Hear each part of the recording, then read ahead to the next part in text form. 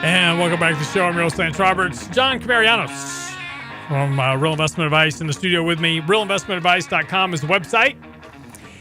And John has a new article out called A Day at the Beach. And he just got back from the Research Affiliates Conference and came back smarter than ever. He's looking rather tanned. I know, right? Actually, it rained. I am tan. We got some sun, but we had intermittent rain in Newport Beach, and a lot of people from the Northeast, other parts of the country, were pretty disappointed. Yeah. So we just you're running around your board shorts and shave legs and ready to go. So, well, you said that there was. We were kind of talking off air a little bit. I thought this was fascinating. Millennials right now. One of the things that they're hoping for. This was an interesting survey that just came out. What excites millennials? A stock market crash. According to a survey by Bankrate.com, 19% of millennials aged 18 through 37 said they had feelings of excitement during the recent correction. I'm not sure 19% qualifies as a majority, right? But 19% said, "Hey, I get to buy stuff cheaper." That's the right attitude to have. But the stuff that they're buying is things like Bitcoin and a lot of these other kind of speculative investments that have not worked out so well. And so, it always brings up the interesting conversation, particularly when people start talking about blockchain. I think there's a big a breakdown between the understanding of blockchain and then Bitcoin. Right. And, Bitcoin is a derivative of the blockchain transaction. I think blockchain is a dynamic game changer for the entire everything that we do business with today is going to change because of blockchain. In just a nutshell, so everybody understands what blockchain is. If you think about basic accounting, you have a debit and a credit. So if you want to do a transaction with me, right? So you want to buy a product from me, you want to wire me money. Well, you've got to contact your bank. I've got to give you my banking coordinates. So I've now given you my information. You contact the bank, give them your information and my information, tell them to instruct the wire. So there's all these people that are handling debiting your account, crediting my account. Well, with blockchain, it's all transparent. Everybody sees what's going on within a transaction, no matter how complex it is.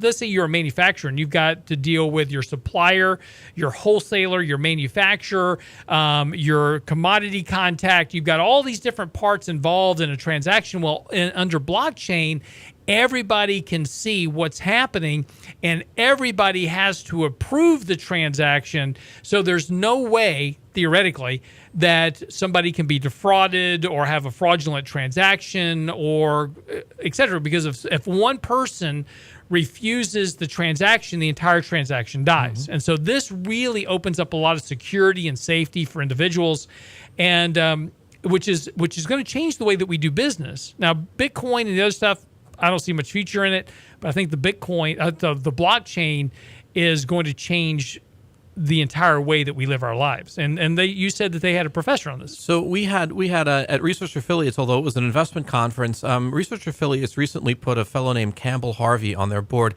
He's a professor at Duke University. He spends a lot of his time studying blockchain. He writes about it. I encourage anyone to look up his work.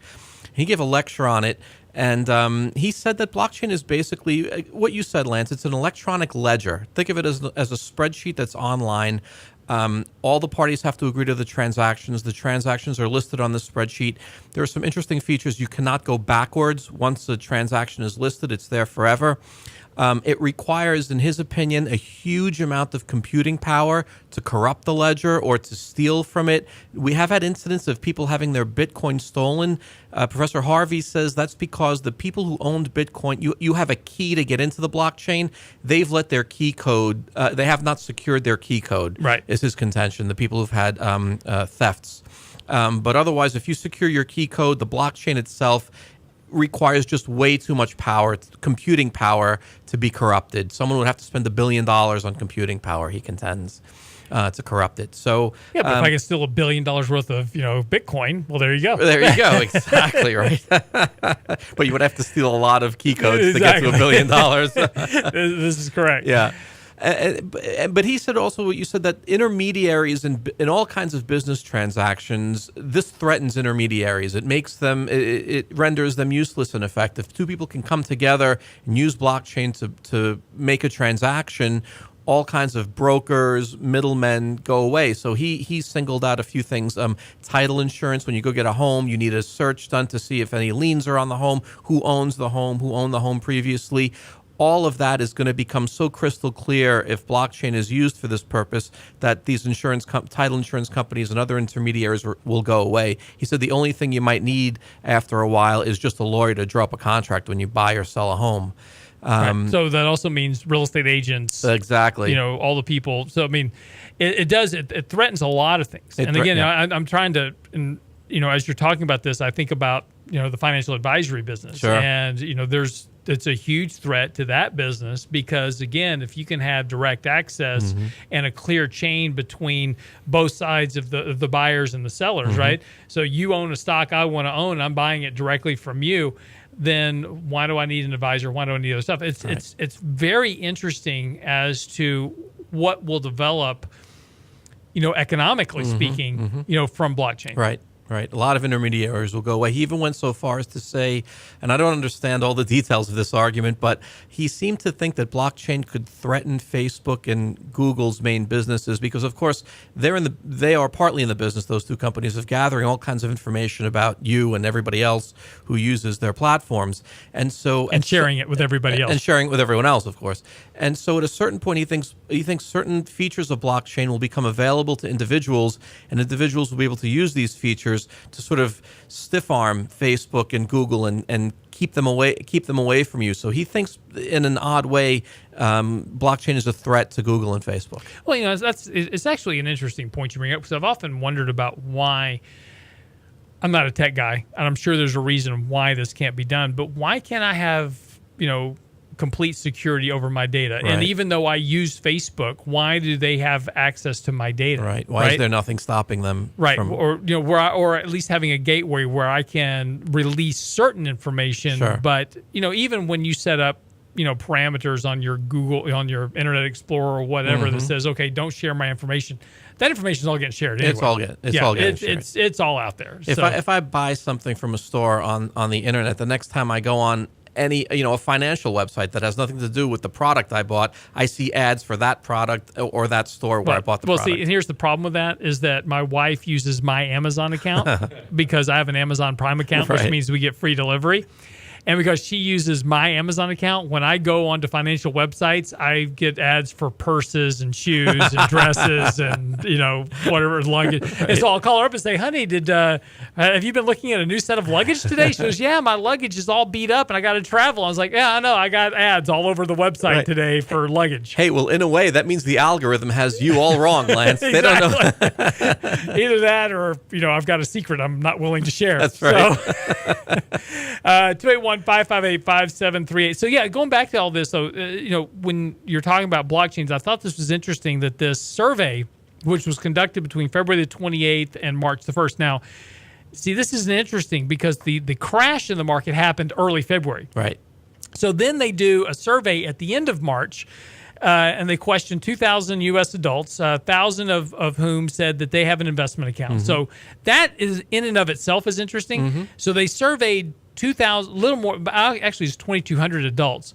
Only less than half of them actually had an investment account, which that completely jives with all the other demographic data that we've talked about, which is that people aren't saving enough, they're not investing enough. And here's the specific data that less than 50% of the people that they interviewed actually had an investment account. Of those 47%, 30% of those were millennials and that had investments. Right, 46% were Gen Xers and 54% were baby boomers. So when you actually break down the numbers even further, a huge chunk of the millennials that are coming up aren't investing either. In fact, that also jives with recent surveys that show that most millennials are storing all their money in savings accounts, if they have any. If they have any, right. So a lot don't have any to begin with to invest. And then those who do have something to invest, we heard someone call into the radio show, he's switching jobs, doesn't have a 401k at his new job, so they're not saving for that reason, and then they're just distrustful of the markets, I think. Right. Well, and again, you have to kind of wonder about it when, I've been pondering how long it would be before individuals, not institutions, but individuals come to the realization that the market is rigged. by the Federal Reserve and by by Wall Street banks themselves, because they can actually physically manipulate prices through high frequency trading, et cetera. And it seems at some point that individuals are just going to say, you know what, enough. There's no way you can win at this game, and I'm tired of losing money. Yeah, there's no question. Prices are very high. They're persistently high, and volatility has been very, very low for a decade now. It's been the most unusual decade, really. And of course, that does end. Yep. Eventually. Yep. Just don't know when. It could be another decade. Who knows? Right.